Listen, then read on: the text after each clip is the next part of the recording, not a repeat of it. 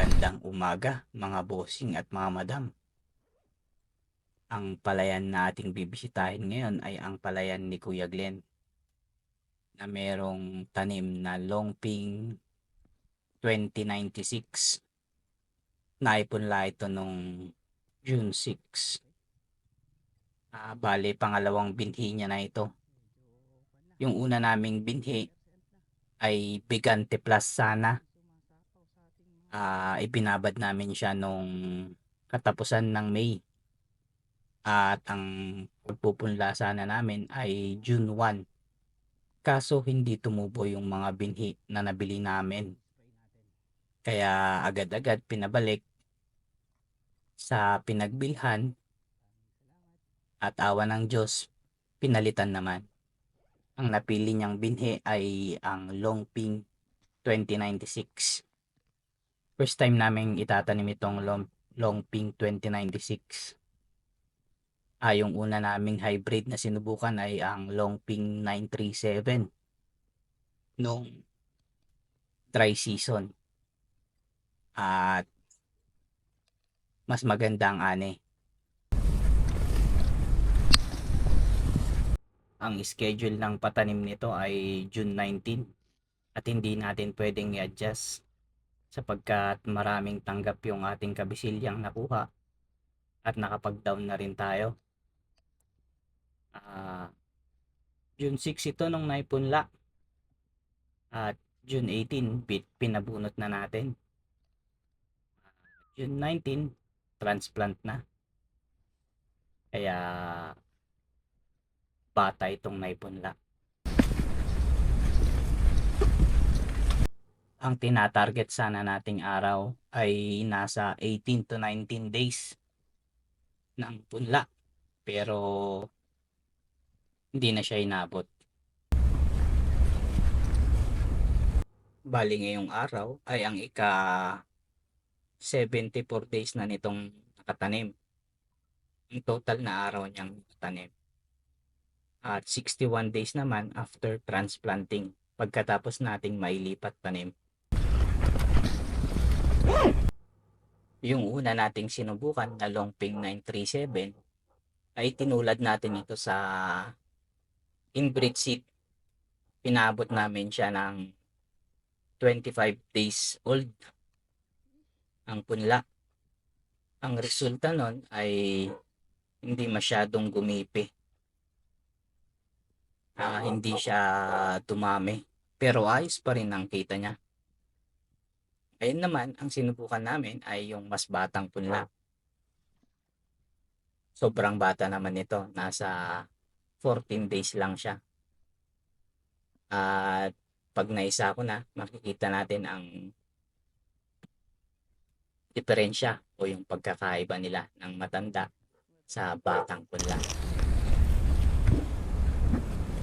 Ito ang ginamit naming fertilization rate sa palayan ni Kuya Glenn. Ang rate niya ay 93, 60, 90 yung ating NPK. Yung una nating application ay noong 7 days after transplanting. Naglagay tayo dito ng apat na 1620 at isang 2100. Maraming nagsasabi na hindi pa kailangan ng palay ng maraming nitrogen sa ganitong stage. Kaya sakto lang yung 16 at saka 21. 16, 20 at 21 para sa amin. Paniwala ko kasi ang 1620 ay merong konting pang pag-green at yung 20 ay pang paugat. Yun ang paniniwala ko. Pakicorrect na lang po ako. At saka isang 2100. Madalas namang mag-uulan nun kaya ang sabi din ng mga matatanda pag umulan ay may kasama na yung nitrogen. Naniniwala naman ako kasi pagkatapos ng ulan ay talagang bumiberde ang palay. Ang susunod naming application ay noong ika 18 days. Naglagay kami rito ng isang urea. dalawang 0060 at saka dalawa ulit na 1620. Isang urea kasi medyo lumalaki ng palay dito at kailangan niya ng maghabol ng maraming pagkain at kailangang bumerde nung mga dahon niya kasi alam naman natin yung dahon ang lutuan ng palayan. Mas maberde, mas magaling kumain, mas magaling gumawa ng pagkain. Naglagay na agad tayo dito ng dalawang muriate of potash. Na-research kasi natin na mas matibay ang puno, mas malayo sa sakit o mas hindi dinadapuan ng sakit kaya sinubukan na rin natin. At saka yung last na nilagay natin ay dalawang 1620. At may mga umahabol pa rin dyan na naguugat. Tapos ang last na application natin ay noong 35 days after transplanting na. O kaya ang formula na ginamit namin ay ang maturity date ng Longping 2096 ay nasa 115 days less 60 days. 60 days ay yung 30 days nito ay para sa pagpapahinog at yung less 30 days naman ay ang kanyang reproductive stage. Tapos mag-a-adjust lang tayo ng 5 to 7 days. Doon tayo magbibitaw ng huling pakain natin.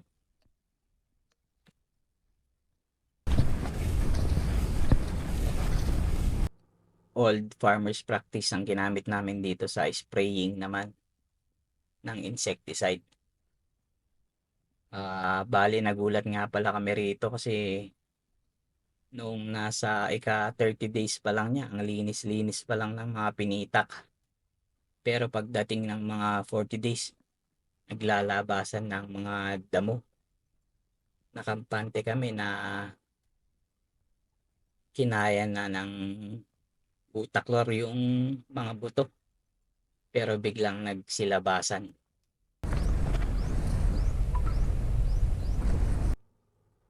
Nag-spray kami dito ng Tag 357, yung brand Cypermethrin. Tapos gumamit din kami rito ng Gold Rush, Cartap at Lanik. Ang mga fungicide naman namin na ginamit ay ang solo application na all-time favorite na Fungoran OH. At binabalak na rin pala ni Kuya Glenn rito na magpa-spray ulit pag sumapaw na ng mga 50 to 70% para hindi na masyadong masaktan ang mga util natin, util ng palay. Magpapa-spray siguro tayo dito ng Armore at saka siguro yung medyo mura na lang, wag ng Bindex, yung Lambda Cyhalothrin na lang siguro ng Fast Islam, yung brand.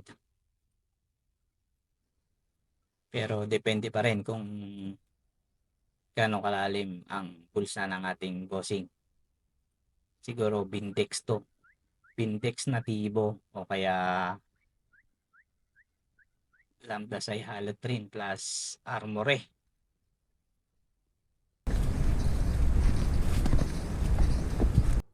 Kahit anong ganda ng kinalabasan ng palay natin ngayon, anong mga inilagay natin, anong mga inispray natin, nakadepende pa rin talaga sa panahon. Kung ibibigay niyang magandang ani, bibigay talaga nila. Magagawa na lang natin ay magdarasal na sana yung ulan ay maging ampun-ampun lang, hindi masyadong malakas, para makabawi-bawi naman tayong mga farmer. Itong katabi nga pala natin na may RC402 ay medyo nakabawi-bawi na rin sa tama ng leaf folder. May maganda ring idinulot yung napakalakas na thunderstorm ng nagdaang araw na nagpabaha sa ibang palayan. Bale, ilaglag niya yung mga uod at nagsilbi na ring abono. Medyo gumanda ang mga tindigan ng mga dahon.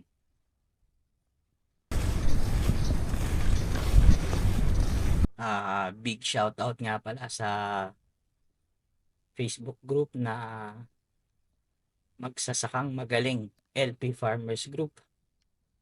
Napakalaking tulong group na ito sa mga baguhan katulad ko sa pagtatanim ng hybrid. Shout out nga din pala kay Sir Rolando Benosa. Nakakasar mag-comment pero kung iintindihin mong mabuti ay may sense at pag-aaralan mong mabuti yung sinasabi niya ay matututo ka talaga. Shout out, sir.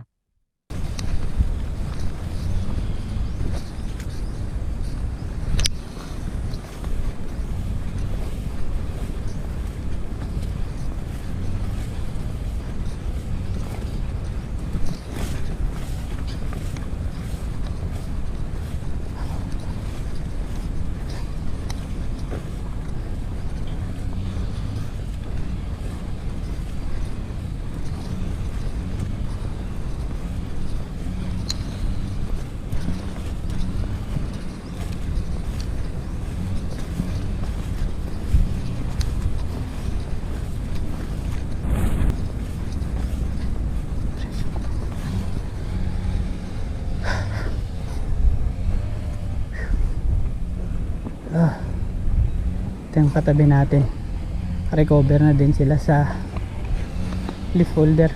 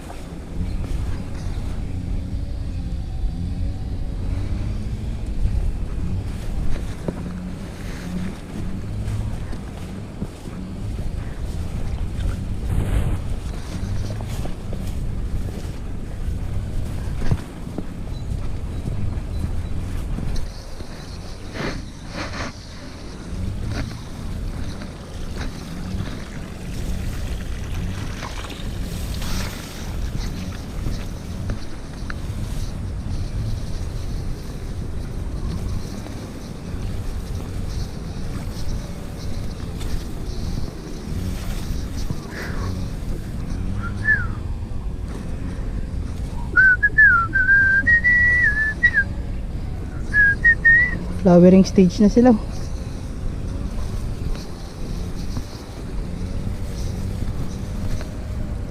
Namumulaklak.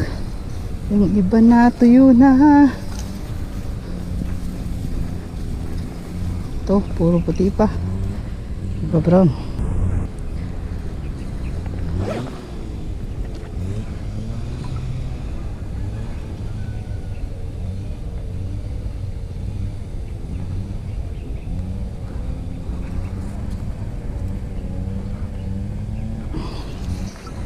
Thank you.